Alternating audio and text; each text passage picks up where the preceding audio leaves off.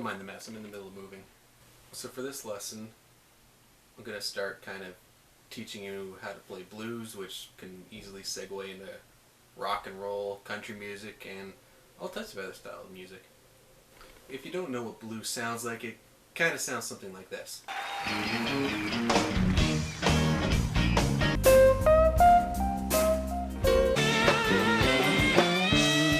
So what I want to show you today is some simple blues rhythm, and I'm going to start with that by showing a style called boogie woogie. So we're going to start by playing a power chord. Let's play an A fifth. So that's on the 5th fret on the E string. But we're going to take our pinky finger away because we're going to need it. So from that A5 position, we're going to take our pinky finger and we're going to start hammer on, or maybe just even place, doesn't necessarily have to be a hammer on, onto the 7th fret on the A string. So the rhythm we're going to try and do is going to should sound like this.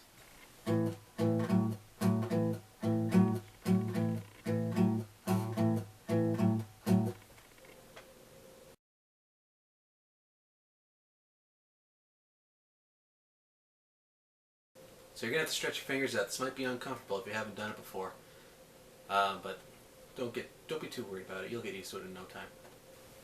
So from the E string, the A, we're going to switch it up to a D in our progression. So our progression is going to sound something like this now.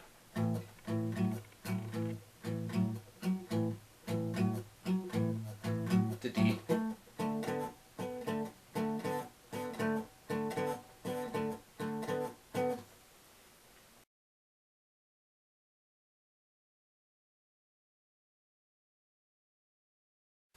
So we're using the same pattern with that hammer on, just we're doing it on the A string now.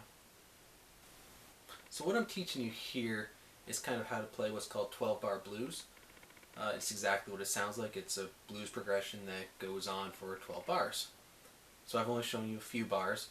Our next part we're going to add into it is just the E, and we're going to go back to the D and swing back to the A. So the whole progression is going to sound something like this.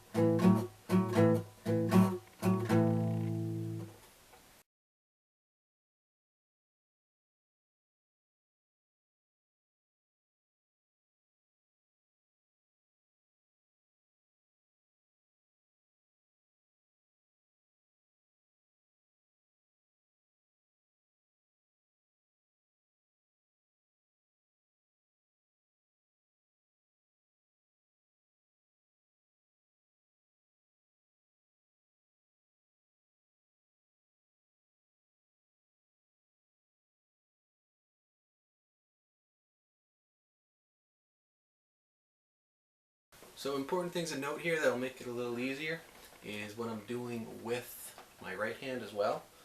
I'm only picking at the top 2 strings.